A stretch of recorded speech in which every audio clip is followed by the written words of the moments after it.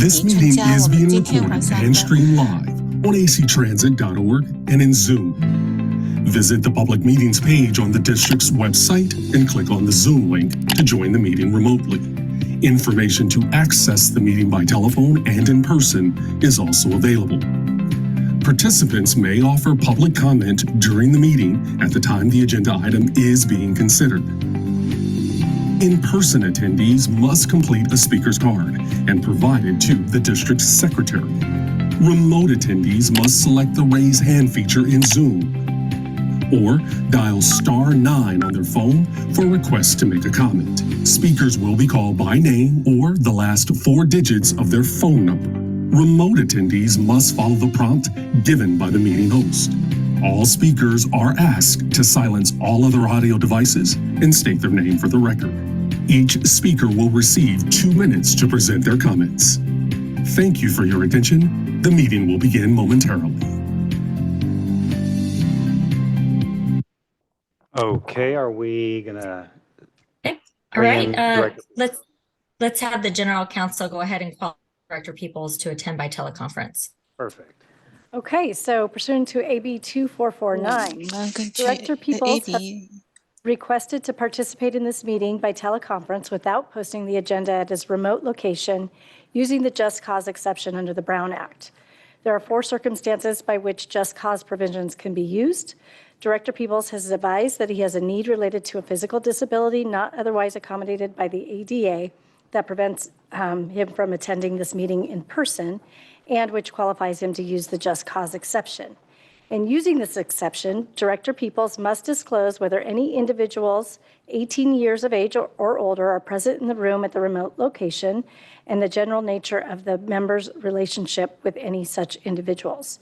Director Peoples, are there any individuals 18 years of age or older at your location? Yes. Okay. Can you describe the general nature of your relationship with such individuals? They are nurses and dialysis technicians here at the dialysis center, along with a whole bunch of other patients who are getting their blood fluffed and folded. Okay. And I'm on a headset, so they can't hear anything that happens. Okay. Director Peoples must participate through audio and video technology, and all votes must be taken by roll call vote. And I would also like the record to reflect that a majority of the legislative body members are present in person in the boardroom, which is open to the public. Okay, so why don't we move on to the roll call?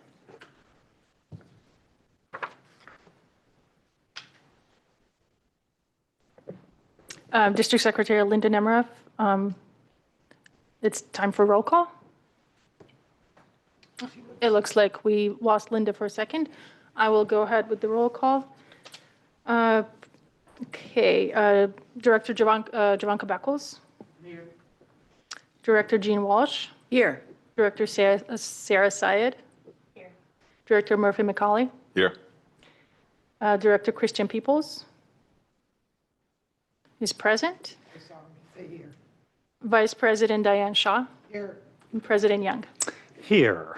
Okay, so we are about to get this public hearing started. Before we do so, I believe the district secretary is supposed to provide some instructions to attendees on how to access Spanish, Chinese, and Mandarin language services. Is that going to happen? Is she available to do that? I can take care of that, President Young. Good evening, everyone, and thank you for attending the public hearing. Before we begin the hearing, I would like to review a few reminders and housekeeping items. This meeting is being recorded and streamed live at actransit.org/public meetings. Spanish, Cantonese, and Mandarin interpreters are provided for this meeting in person, on Zoom, and via teleconference. I will share a couple of slides for our participants on Zoom and here in person. To participate in English, click the interpretation globe that's at the bottom of your Zoom application and select English from the menu. Every participant in this meeting on Zoom must select the language. So if you're listening to the meeting in English, please click on the interpretation that will become available right this moment and select your language. For those who are participating in Cantonese, Mandarin, and Spanish, I will invite the interpreters to join us here at the podium and translate the sentences that are up on the slide for their audience. Cantonese, Mandarin, and Spanish interpreters.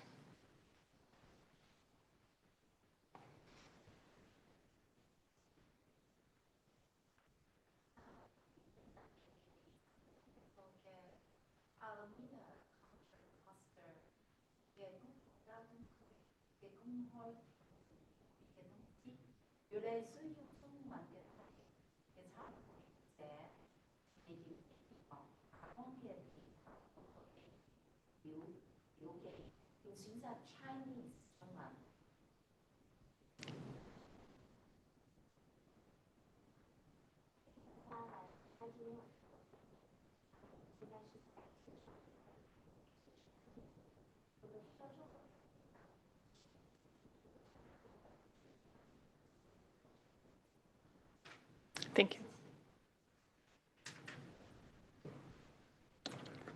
Para participar en español, presione el icono del globo en la parte inferior o superior de la pantalla y seleccione Spanish en el. Thank you. We do have a closed caption available in English. Click on the CC icon in the banner of your Zoom application. And a couple of more things. Please register your first and last name so that we can attribute your comments to you in the official transcript. Remember to use the raise hand feature in Zoom to request to speak. For those who are calling into the Zoom call, please press *9 to raise your hand. For non-English participants who dialed into the numbers that are published on the agenda for Spanish and Mandarin, please indicate to the interpreter verbally that you wish to make a comment when the time comes. And for all speakers requiring the use of interpreter, we will award extra time for them to make comments. And that concludes my remarks. Back to you. Great. So I'm going to make some introductory comments before we open the public hearing. On behalf of the Board of Directors and the staff of AC Transit, I want to welcome you to the public hearing regarding AC Transit's transition to a 7-ward election system, also referred to as redistricting. Notice of this hearing was published in accordance with Board Policy 110 and will receive information on community outreach and information about the process at tonight's hearing. This is the first of 5 public hearings we will hold on this matter over the course of the next few months before reaching a final decision later this year. Following tonight's presentations, we will welcome board member questions as well as public feedback and comments. I will now declare the public hearing open. Does the district secretary wish to make a presentation? Good evening, President Young. Thank you. Hopefully everybody can hear me now that my internet connection has been restored. And just a quick reminder to everyone at the dais to please press your microphone when you speak so we can hear you. Thank you. And thank you again, President Young. Tonight's public hearing will include 2 presentations. Our first presenter will be Jennifer Netwig, principal with Tripepi Smith, who will provide information on the public outreach process associated with this redistricting effort. The second presenter will be Michael Wagaman of Wagaman Strategies, who will present information on the process and criteria that will be used for this redistricting process. So with that, I'd like to introduce Jen, and you can take it away. Thank you. Thank you very much, Linda. And let me go ahead and pull up my slides for everyone.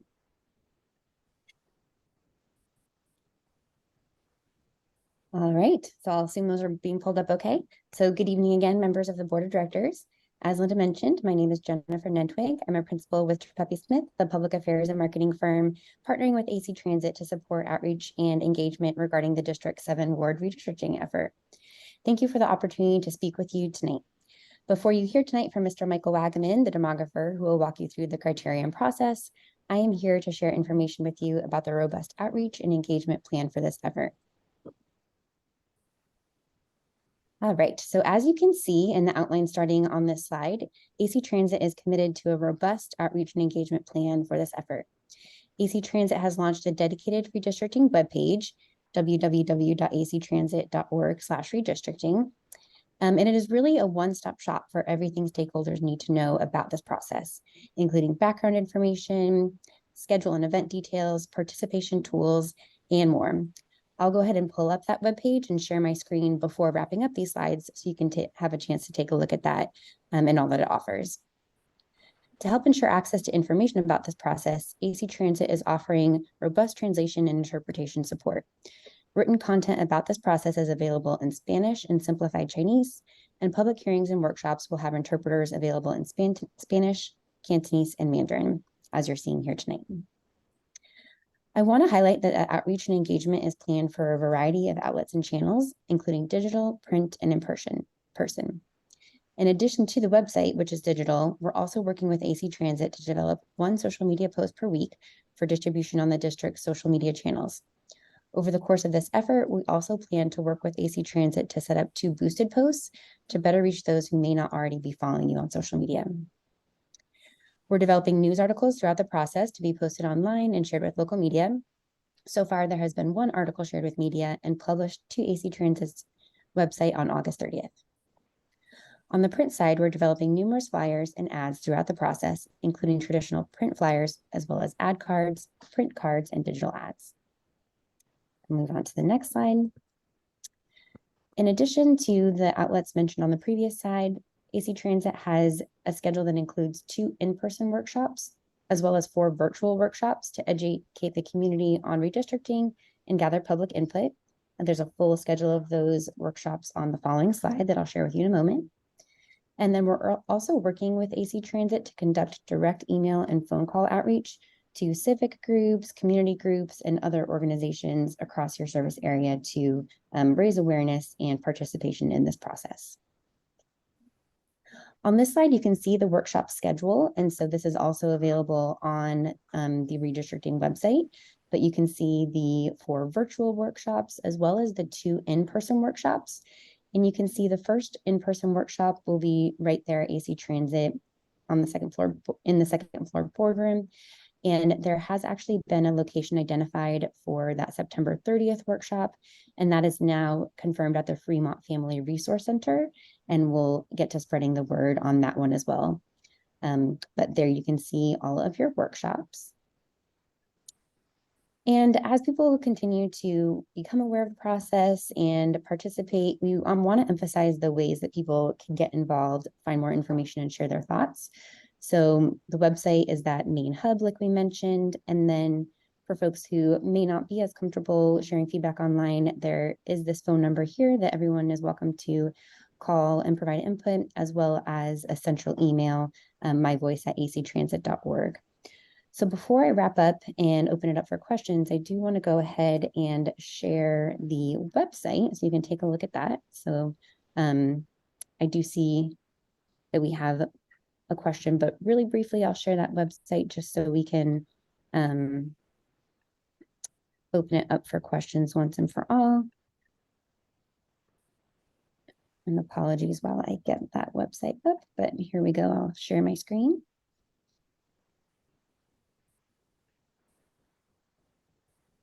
Okay, now here is that website where we mentioned people can find their one-stop shop for everything redistricting. They'll find their background information, answers to frequently asked questions. As more and more participation tools and information become available, they will be continued to be posted here. But a couple of tools I'll highlight. When we get into the mapping process, which Mr. Wagaman will describe in greater detail, there are tools here for people to go ahead and participate either digitally or by printing them out and then sending them in. So there's a Excel tool here for folks to draw a map. There is a paper mapping tool option. So that will open up and provide an actual map that people can draw the district's lines, or I'm sorry, the ward boundary lines themselves. And then further down, you have all of the workshop details for folks to go ahead and find those event details and put them on their calendars. And with that, I will go ahead and stop sharing my screen and open it up to any questions you may have. Thank you for your presentation. Do we have any questions from board members? Yes. I've got my hand up. Director Peoples, why don't you start? Yeah, Thank you for your presentation. I think that's an excellent outreach to young people who use social media. But we have a fairly robust minority press that's read by a whole lot of older people on dead trees. Can you talk a bit about your outreach to them? Absolutely. Thank you for asking. So we do want to make sure that the outreach is reaching a variety of folks, so different age demographics and different cultural demographics, like you mentioned. So the outreach does include print elements. It includes press releases that will go out to media. And that media list includes different cultural and ethnic media as well.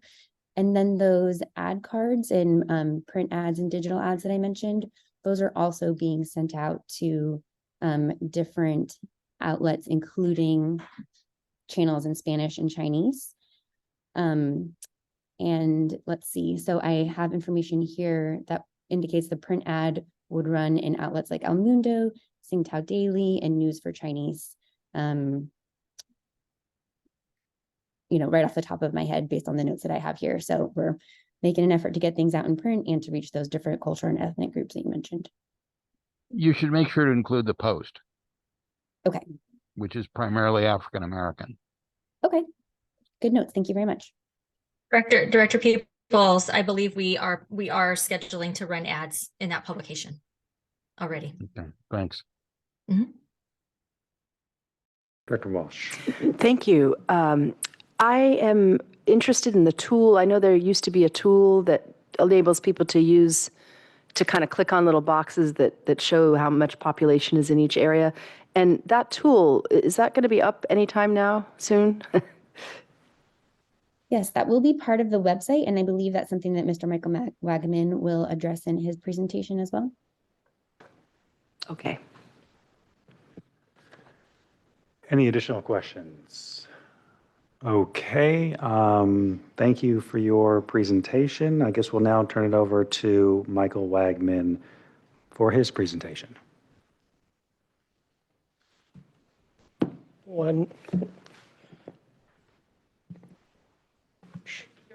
Oh, good. Give me just 1 second to set up and get my screen sharing.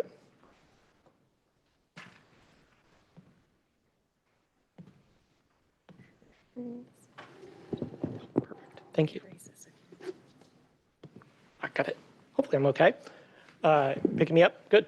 And we're sharing the screen. Thank you much for having me here, and I'm pleased to be here. I know a lot of you might not have expected to see a demographer here with you again after. Mr. Wagman, why don't you introduce yourself so that everyone can know who you are? Sure. My name is Michael Wagaman. I'm the principal with Wagaman Strategies, oddly named.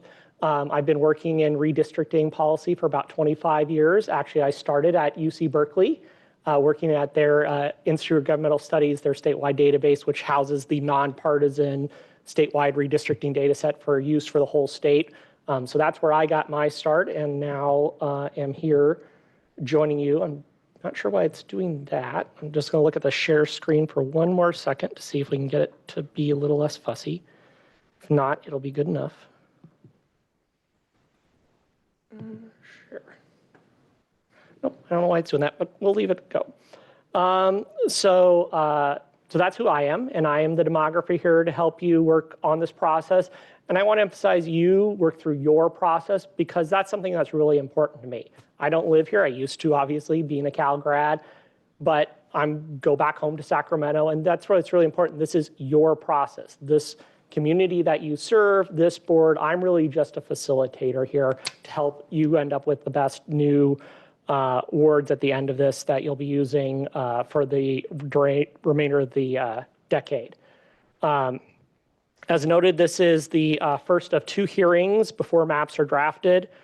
I know everybody gets excited to kind of skip ahead in the process and look towards the end of the lines, but that's really not the process set up in law, and that's deliberately, actually, because it's important to start with just talking about what are the goals, what are you trying to accomplish with those lines, what are the priorities, what are those things, so you can, before you start getting to what are lines actually going to look like, because there's no such thing as a perfect map. Just like any other public policy, there are trade-offs. and you're going to have to confront those trade-offs through the process. And that's why it's important that this be a public process so people understand why those things are happening and so everybody understands how we got from A to B.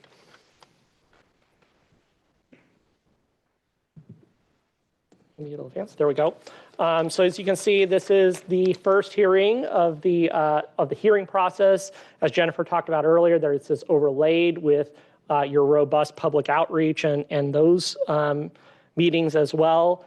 And you can see it's a pretty aggressive timeline. It's trying to get through a lot in a short period. I want to emphasize for members of the public who might not know about this, that's not necessarily driven by the board.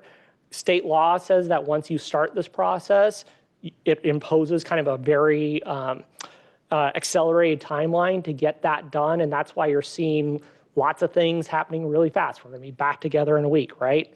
And within that context, this first hearing I describe as back to school day. It's not because I'm a Cal grad and I'm feeling like I'm back at home. It's because this is really the educational hearing. This is the educational meeting for the board, for the public, to kind of understand what is it we're trying to do, what are the rules that govern it, what's the feedback that's going to be most helpful to the process, and how to give that feedback. Unfortunately, that means I'm going to be talking at you a lot tonight. I apologize in advance. But then that sets up that second hearing, which is really focused on you talking, the public talking, and really giving that direction before we get to those first set of maps. So as we start today's lesson, and I warn you there might be a pop quiz at the end, what is redistricting? Right now, as you know, 5 of the 7 directors are elected by wards, and redistricting is simply the act of redrawing those boundaries. And I'll note you are kind of special in that, well, I've worked in redistricting policy for about 25 years. This is kind of a first for me. So I'm kind of excited to be here because you're doing something where you already have boundaries, right? And you're in essence adding 2 additional wards to move towards all 7 directors being elected in that manner. And that process matters because at the end of the day, these wards determine how people are represented and how they're represented in government. And as you can see in some of these hypothetical districts or wards, on the right, moving from 5 to 7 is going to change things. Some things that might be working right now may not work as well. Some things that might be problems right now, there may be easier fixes than there were when you did this process 2 years ago. So it's just going to involve, again, trade-offs because that's what this is. There are a lot of reasons why a jurisdiction may have to redraw lines. In this case, the primary factor is those evolving rules, specifically the requirements of the California Voting Rights Act. Your last process 2 years ago was primarily driven by the release of new data, specifically the 2020 census. But even now, as we'll discuss throughout this presentation, all 3 of these, whether it's evolving rules, new data, or public input, can and should influence the process. So you can see here your current ward boundaries, and you can see they're all of relatively equal size when you were trying to draw 5 wards. Now, as you're trying to draw 7 wards, you see 2 problems pop up. One, you're missing 2 wards, and the existing wards are all too big. Because before you were trying to draw wards about 315,000 people, and now you're going to be trying to draw them of 225,000. And then you can kind of think this is, you're trying to make a plate of meatballs for guests, and all of a sudden you find out 2 more people are coming, and you got to kind of redistribute everything in order to make sure you have enough to fill every plate. And of course, as part of this process, one of the other things we will have to do is start identifying preferred options for sequencing, so which districts are going to be up in 2024, 2026. I'm not going to focus on that as much, nor if there are questions, we can talk about those tonight or at future meetings. One final note here is that the numbers you see here are adjusted for incarcerated populations to take those people who are in state facilities and reassign them back to where they were before they were incarcerated. That's kind of the standard that's now preferred under state law. It's slightly different from the numbers that you were using last time. So if you see, for example, the total population for your old lines versus now, it's just slightly different than total count. That's because of that process. So no, there's not a difference if you ever went back and looked at your what you did 2 years ago.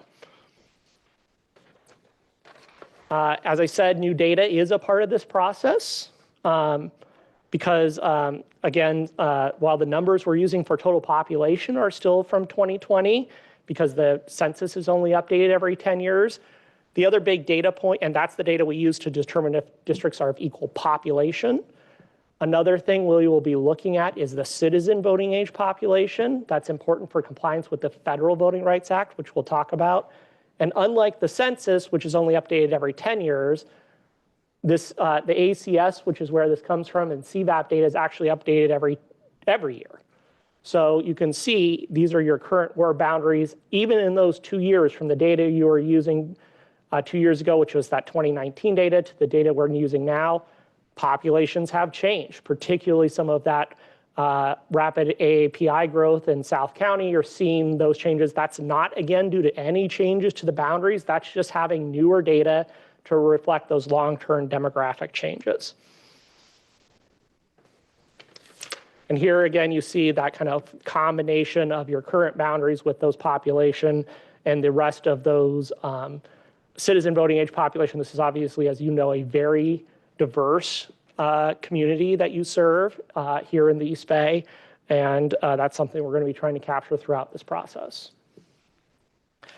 What are the guideposts that will kind of help us on this trip together?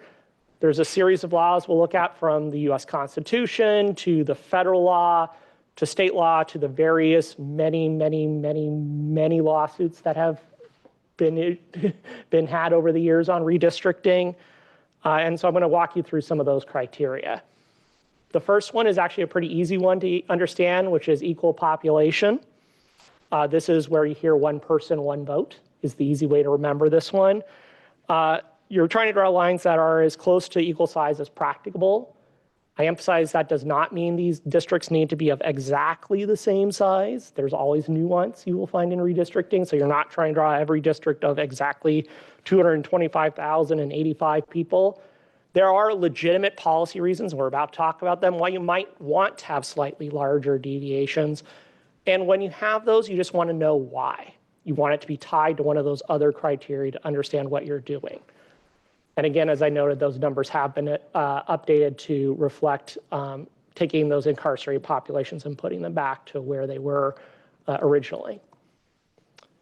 So moving from probably the easiest concept to the hardest concept is the role of race and ethnicity in the redistricting process. Obviously, it has a role in this. That's part of the reason we're doing this again after only 2 years, is the requirements of the California Voting Rights Act. However, the CVRA is really about, do you go towards everybody being elected by wards? It's really not about how those wards are drawn. For how those wards are drawn, we actually turn primarily to federal law, which drives a lot of this. And there's kind of an inherent tension built into federal law, which is first that race and ethnicity cannot be the predominant factor. You have to instead rely and make sure it's considered alongside traditional race-neutral criteria. On the other side, there's times when you have to consider race and ethnicities, particularly to avoid vote dilution, which is depriving a protected class of an equal opportunity to elect candidates of their choice. Notably, and I'll emphasize, intent is not required. It's all about effect. What is the effect of those lines, not necessarily why were they drawn. To understand vote dilution, we'll turn to those two images on the right. There's two primary things that the Federal Voting Rights Act looks at. One is cracking. That's where you take a population and you split it up amongst a bunch of districts so it can't have a voice in any of them. The other one is packing, where you take a district and or a population and you shove it into one district, when if you drew the lines differently, it could actually have a better voice in two. So those are the things you're looking at generally when you talk about the Voting Rights Act. Under a famous case called the Jingles case, the court, the US Supreme Court, established a three-part test for the Voting Rights Act and whether it was applicable. I'm going to emphasize and focus on the first one, which is that minority group a protected class sufficiently large and geographically compact to constitute a majority in a district? By majority, this is where they're really talking about eligible voters, meaning that CVAP number, which is why we're looking at that, and that's a part of our lives. Relative to your geography, that's really based on a preliminary look of your demographics, going to focus on the AAPI community, and particularly on South County. I'm sure that's not a shock to you. I will note that oftentimes just because you draw a majority minority district doesn't mean you're necessarily having to consider the Federal Voting Rights Act. Lots of times these districts will just pop up on their own because you're looking at other, again, race neutral criteria. Conversely, just because you can draw a majority minority district doesn't always mean you have to. That's why, again, you saw on the last slide, there was a 3-part test put in there. Right now, I'm just mentioning this in the context of this is something we're going to be keeping track of, we'll be advising you on, and it's a complicated thing, which is why the world invented lawyers. Deep breath.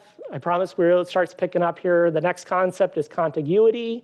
This was just that all the parts of a district need to be touching each other. You cannot connect Fremont to Richmond without something connecting them. As always, there are little nuances like islands and waters of bodies and bridges. So even easy things in redistricting are not always that easy. See the city of Alameda. Compactness. This is one where I like to say political science professors love to make this much more complicated than it is. There are many, many political science professors who have tried to come up with very complicated mathematical formulas to measure compactness. Compactness, though, really is that look feel thing. What does the shape of the district look like? And when compactness is starting to become a thing because that's when the dreaded gerrymander work starts to come out, right? When things start looking a little funny, that's what compactness is kind of the trigger for that. It's also, though, conversely, a place where a lot of people struggle because most people think of redistricting as like, well, why don't you just draw a bunch of squares? And the short answer is people don't live that way, right? That's not how humans function. And if the purpose of redistricting is to ensure fair representation for people, there are reasons you don't always want to draw squares, and we're about to talk about a few of them. One of them is topography and geography, right?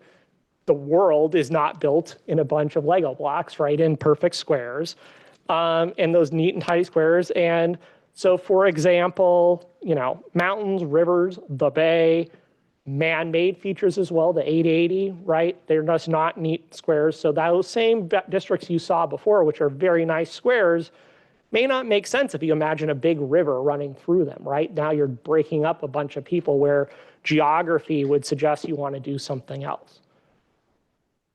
The other concept is community of interest. Again, people don't live in those nice, neat shapes. If you imagine those red dots being a community of interest, when I'm talking to a city, I say, for example, you're downtown. Now those nice, neat, tidy boundaries don't look good because you're taking that population and splitting it up all over the place. Community of interest is sometimes the easiest concept for people to understand, to approach the process. I say it's a great thing because even people who do not care about redistricting, do not care about any of you, do not care about how you are elected, still can contribute to this process because people do have a sense of what their community is, right? We all know that.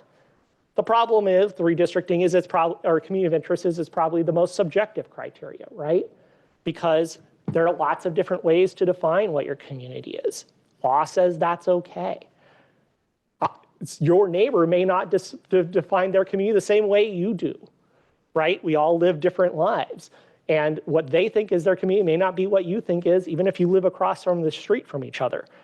More so, your community of interest that's most applicable to this jurisdiction may not be the most applicable if we were talking about a water board or if we were talking about your city council, because you're trying to do different things. So that's where public testimony is really important. Again, I always say I love it when people submit plans. I love it even more when they submit community of interest testimony because it really does help us understand those building blocks. And again, anybody can do it, whether you are interested in this process or not. Again, examples, there's a lot of different ways. You can use existing data sets, so you can use things like your transit routes. You could consider that as part of a community of interest, but there is no definitive data set, so you really do have to rely on that public testimony and the knowledge of this board. So quick summary of criteria is that you want to strive for those equal districts to be of equal size. Doesn't mean they have to be exactly the same size. You want to avoid voter dilution, but not use race as a predominant factor. And then you want to look at those traditional redistricting criteria and make sure they are really driving your process along with the public testimony. Data sets we're going to be using here, we've talked about them, so I won't labor on them. The census, which is where we get that population data, which comes from every 10 years, though we've got those little tweaks for the incarcerated populations. And the ACS, or American Community Survey, which is updated every year, is when we're going to get that CVAP data. How are we going to then look at that? The good thing is most of that data is all available at what are called census blocks. If you look at all of that spaghetti soup of green lines, those are all the block boundaries that make up your jurisdiction. There are 17,000 of them, which is a lot. They are not, I emphasize, actual blocks. Sometimes they are in urban centers, but as you can see in rural areas, they can sometimes be huge. They are not all of the same size. Some have 0 people in them. Some can have 1,000 people in them. You can see on average, they're about 100, but they really are just, those are our building blocks. So we can't be splitting those up. Those are our smallest unit. The census then combines those together, very much like Russian nesting dolls, into block groups, which are those blue lines. And those are combined into tracts, which are those red lines. So block groups and tracts you won't use as much. They do occasionally come up because some census data is only reported by those larger pieces of geography.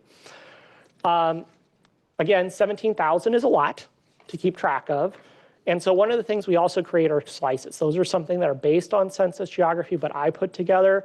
The reason we do that is to make it easier for the public who do want to submit their own plans but are intimidated, to make it easier for them to approach that process. I think Director Peoples noted, you want to have lots of different things like, some people like paper, some people like digital. This is one of those ways to allow people who are more paper people to approach the process without and not exclude them if they did want to draw their own plan. So some of the tools, particularly like the paper tools, are based on those slices. I want to emphasize that you're not bound by those. You can break up slices, you can split them up. You're not tied to them.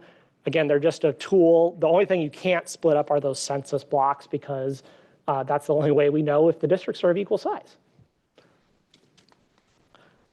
Quickly here before we do this, I'm going to switch screens and show you the software we're going to be using. Particularly, this will be more for when we get into some of the actual line drawing, but I did want to preview it for you.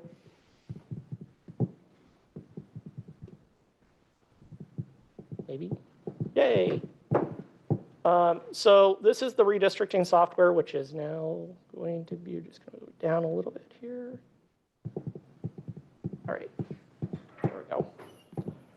Bear with me half a moment because we're getting used to your new toys here in your new hearing room here. So this is the interactive software. It is interactive, as you can see. I'm obviously zooming in and out as we speak, trying to make sure I'm not cutting off Richmond. So we can zoom in and out. We can also, as we're going along here, be able to overlay additional layers. So things like your city boundaries that overlay with your jurisdiction. We can overlay things like school district boundaries. We can overlay things like your transit routes, which you can see popping in there. It is something, again, where we can zoom in and out, and where later on, once we have the plans available, we can overlay things like the current boundaries, and once people start submitting proposals, be able to really zoom in. This is also the software when we get to the end, if we have a plan that's pretty close but not quite there by the time we get to that hearing we can actually live update in the software and go in and just say, it's right here, except in this one section of fill in the blank city, let's zoom in and fix something I didn't have quite right. So that's just, again, a preview of that piece for the chair or the president, sorry. If at some point you need me to bring that up while we're doing public feedback or board direction, I'm happy to bring that up at any point, and we can zoom into a particular area if there's some place you want a visual representation. Switching back again really quickly to the presentation. Here we go. And again, here's where we are in the process. Those first couple of hearings for before plans are drawn. really that focus on getting input on what's working with the existing lines, what isn't, potential changes to the lines, getting that and gathering that community of interest testimony, so that when we get to phase 2 with that October, so today's hearing is again primarily for me talking at you, sorry. The next hearing is really where you want to focus on direction. At this hearing, the only thing really we would need for you is if there's something we don't have, if there's something we are missing, if there's a layer that we don't have in the map or something like that, giving that direction so we have it for that next hearing so you can have the best discussion possible. The next hearing is where you're going to give direction on what you want to see in those draft maps. I want to emphasize you do not have to have reached consensus there. People can have different opinions about what their priorities are, what they want to accomplish, because at that third hearing, I will bring you at least 3. It usually ends up being more than 3 plans, and those will be that visual representation of those policy trade-offs. I could implement that direction, but I meant I couldn't implement that direction. So which one kind of is better or worse? You will also get all the public plans that have been submitted. I want to emphasize that any public plans I treat just like I drew them. I don't care. Again, this is not my process. I don't care if you adopt one of my plans or a public plan.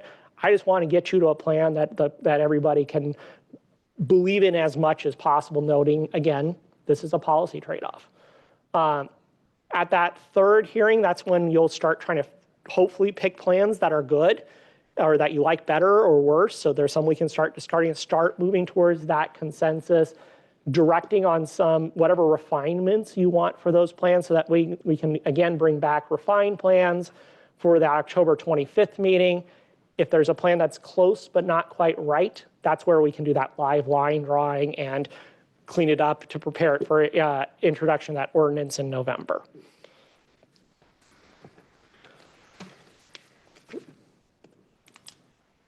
Forward. Maybe. There we go. All right, so for the public, there are two main ways to contribute.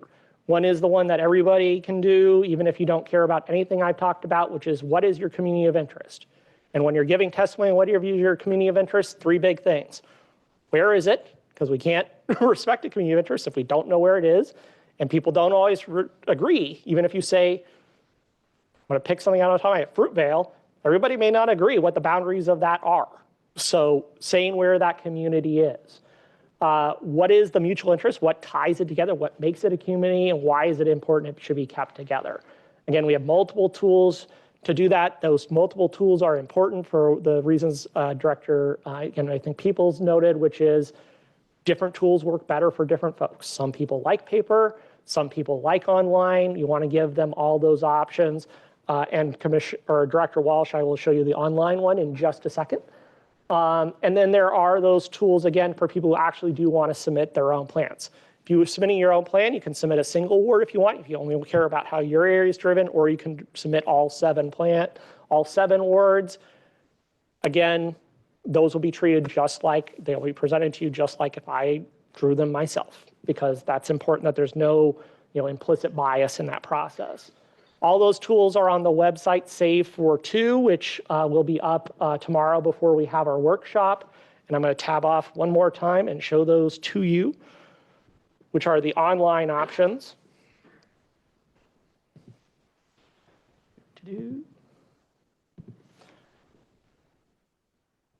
And we try to make these tools as intuitive as possible, as easy to use, because not everybody wants to do this, but they kind of can draw. And this is the paint by numbers tool, as I sometimes call it, in that you can just go in here. This over, there we go. And you can see you can pick a color for whatever district you want to draw first. And you can see how it's starting to color it in. And if we go back over here to our population, you'll see as I color in, as I apparently go over to the Falkland Islands, try that again. As I color in, you'll see the number starting to go up, right? And you see that magic number we're trying to get to, and boom, I have a district, I have a ward, right? And you can go into the next one and start drawing that next one and just kind of go, and that's just do that. And you can play with those lines until you're ready to submit them. Similarly, there's a tool, if all you want to draw is your community of interest, to go in and you can zoom in as tight as you want.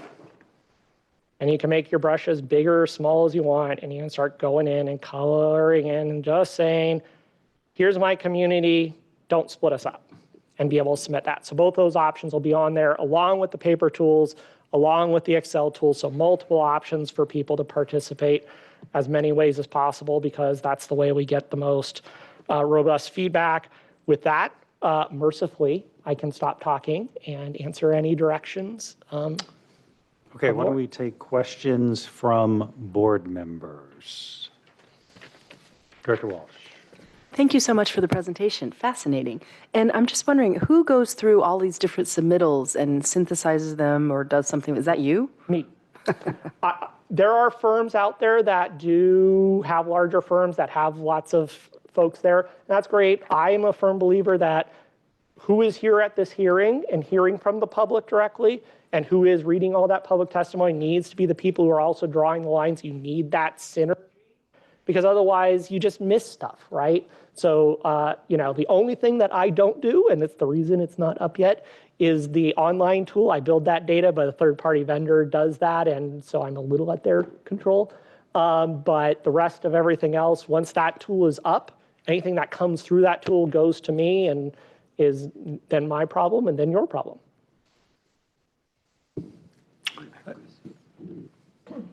The blocks that you talk about, thank you also for the presentation. The blocks that you talk about that can't be separated, are those the same when we participated in doing the census in 2020? They were kind of areas that we had to do as a group. So those are those same blocks.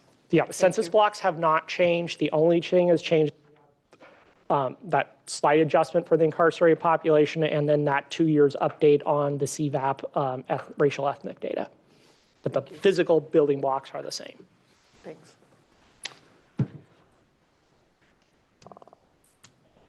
Yes, I have a question regarding the slices. So we will be able to, the main tool you'd be able to use to go at a finer grain level would be the tool that's not available, will be available tomorrow? Correct. Is that right? So if you want to use the census blocks, that's the online tool, because it's hard to draw around 16,000 things on a piece of paper. So that tool does let you go all the way down to the census blocks. The slice tool only lets you do, or the Excel tool and the paper tool are only by the slices. Okay, and if you're using the paper tool, you would still be able to draw an area that's part of a slice. And Right. you'll do your best to figure out what part and parse that? Is that how that would work? Yeah, so for any public submissions, because public submissions will come in different ways, if there's some place where there's an ambiguity, I will do my darndest to capture what that person's intent was.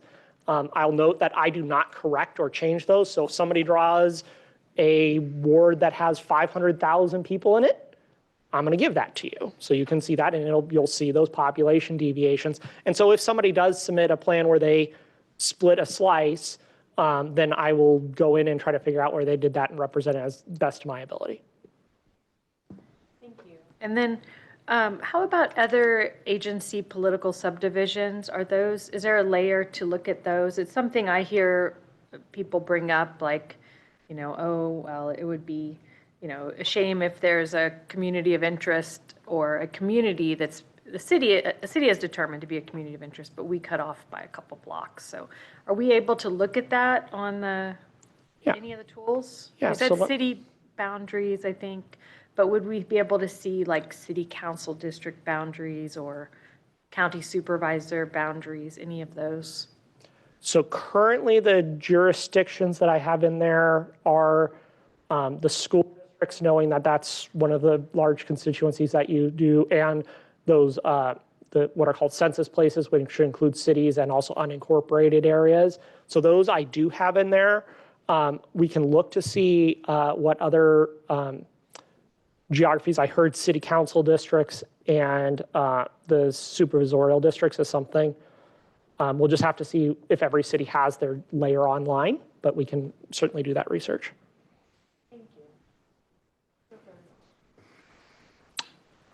Okay, seeing no questions from Peoples, one question I have is you talk about the federal law will be the driving force in drawing the lines. Who's going to determine compliance with federal law? Is that going to be you or? So I want to correct, the federal law is really the place where that, how do you consider race and ethnicity as the primary driver? It is one of many things that you have to look at. In fact, explicitly, one of the things they say is that consider racial and ethnic data cannot be the predominant factor.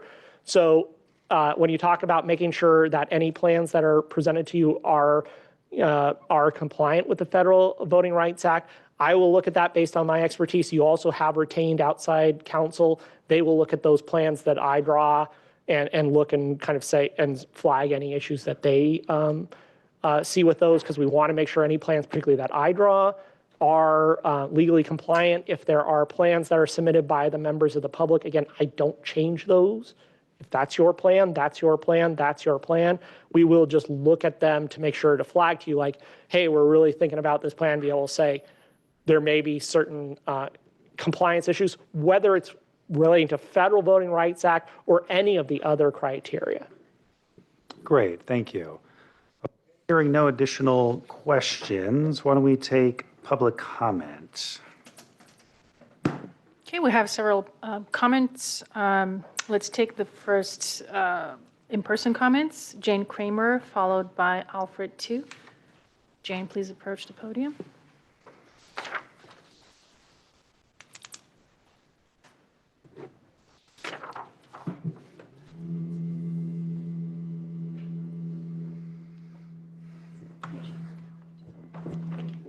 Thanks.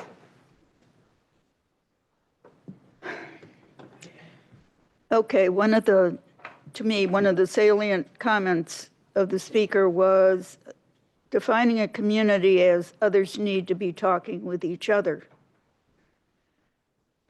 That means you don't want to create chaos, but on the other hand, you don't want to exclude anyone. So that means that you represent a community and their interests,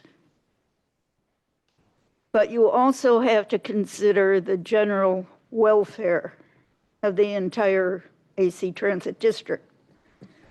And that means you have a complicated job, and you have to do it with subtlety, supplely, and ethically. And that can be soul searching. Thank you. Okay, Alfred Tu.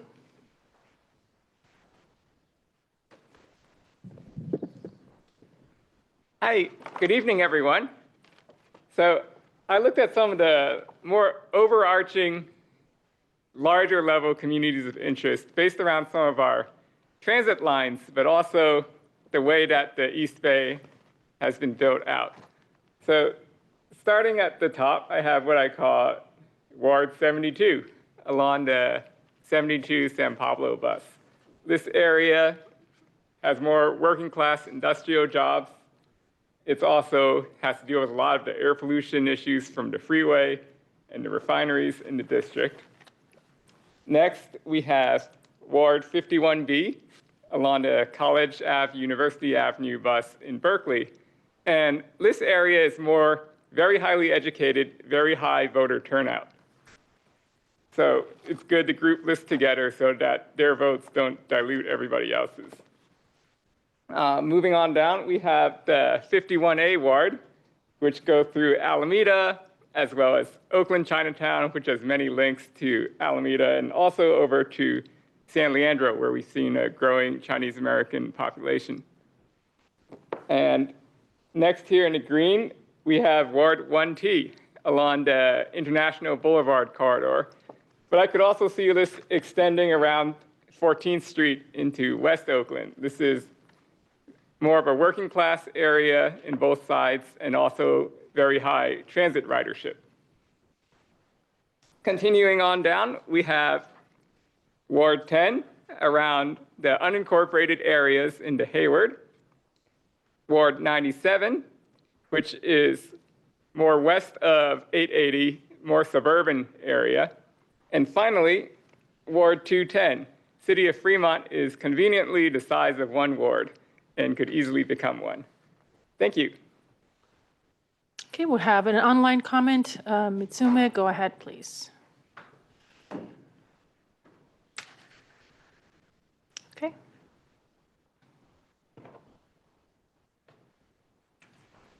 Okay, speaker by the name Mitsume, please unmute yourself so we can hear you.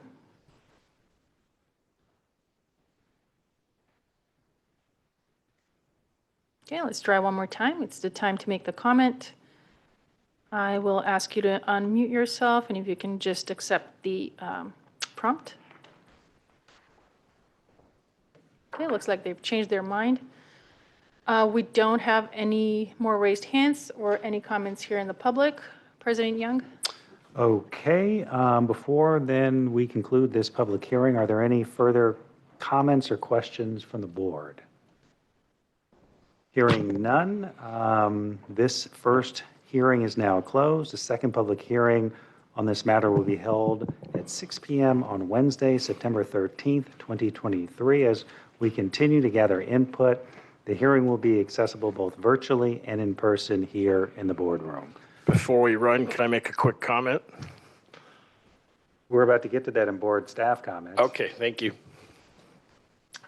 Board staff comments. Why don't we start with staff comments? Mike Gersh, General Manager. I just really want to recognize Linda Nemiroff for her tireless work.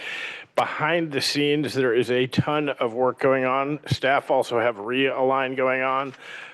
You may have noticed in the agenda item tonight the multiple languages and the detail that was provided.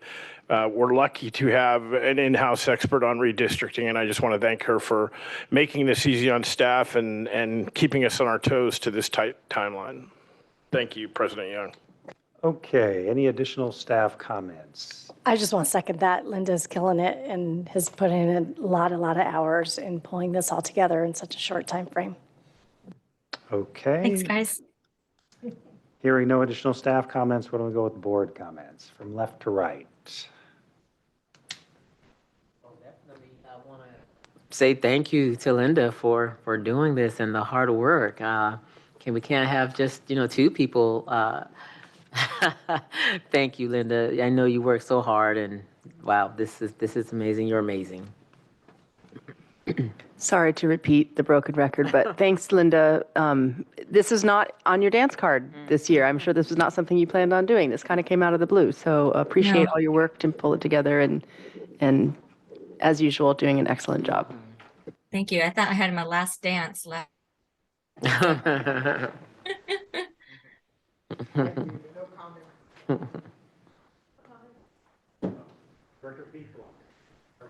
Director Peoples, do you have any comments? Yeah, two things. I want to just second Joe's comment that Linda is killing it. And I would add, as usual, this is the second or third redistricting I've done with Linda. And as usual, she's phenomenal, as she is with everything. The other thing I'd like to say is I really appreciated the quality of the presentations this evening from both presenters. I think whoever did the hiring did a good job at hiring folks.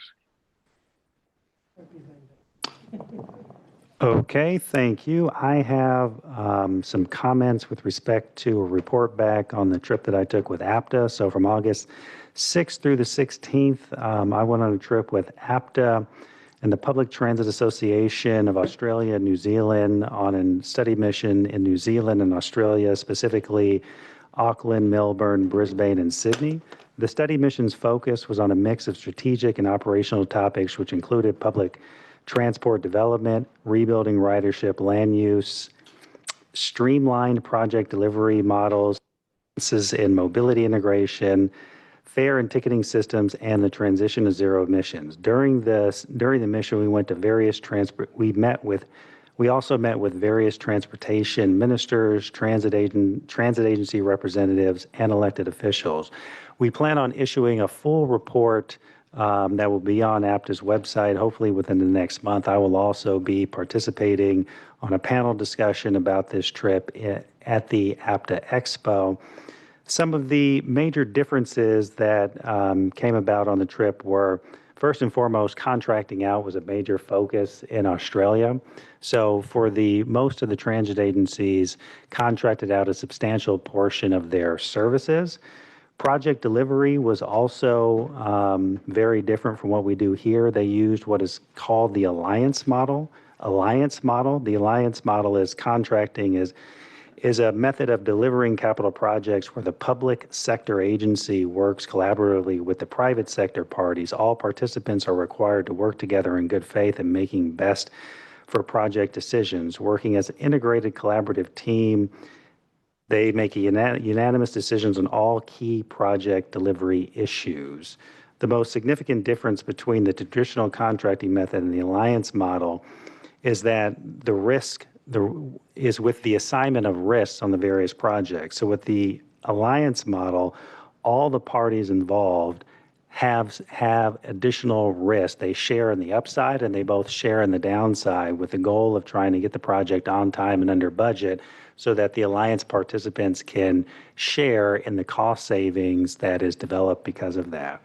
The other major difference that is going on in Australia is they have a growth focus with respect to their transit system. So Australia has a population of about 25 million people, despite the fact that they have a size of a country that is almost equivalent to the United States. So all of their major cities were going through growth of their transportation networks. Some other important lessons were that they were implemented a regional fare cap in the state of Victoria. So imagine you could go from the Bay Area to San Diego for $10. That's what they currently have in place in the state of Victoria. Interestingly, they started this on March 31st, 2023. Interestingly, the impact on that with respect to local travel has not been significant according to them. They've had weak patronage growth on weekdays on commuter-dominated routes. However, they're seeing significant growth in weekend and holiday school travel, primarily people going long distances, for example, from the Bay Area to Fresno or Bay Area to Los Angeles or Bay Area to San Diego, where you can utilize this fare cap for $10 and travel all across the state. Another place that we definitely could look to is Brisbane. Brisbane is the one city in Australia that's really focused in on bus routes. The other major cities were focused in on trams and light rail. Brisbane, however, is planning what is called as Brisbane Metro, which is a planned high-frequency bus rapid transit system that's about 25 miles. They have buses that are working this BRT system that look like trams. They are double articulated buses, and so you cannot tell the difference when looking at that bus whether or not it's a bus or a tram. So they're hoping to get this system, they're building this system that's going to have 5-minute headways. They're currently building this system and hopefully going to have it up and fully running by 2026. So the full report, again, we will be issuing it. I'll be passing along to the board for those who want to review. And for those who will be in Orlando, feel free to come to the session where we'll be talking about this. With that. And President Young, may I make a quick comment? Yes, please. Sorry, missing the staff comments. I just want to thank the staff in the district secretary's office who came to work today and found out I wasn't going to be at the actual office today. So thank you guys so much for, kind of sharing the workload today, and especially for Yelena for picking up the baton and carrying it out during tonight's meeting. Thanks, guys. Appreciate your help. Okay, with that, this meeting is adjourned. We'll see you next week.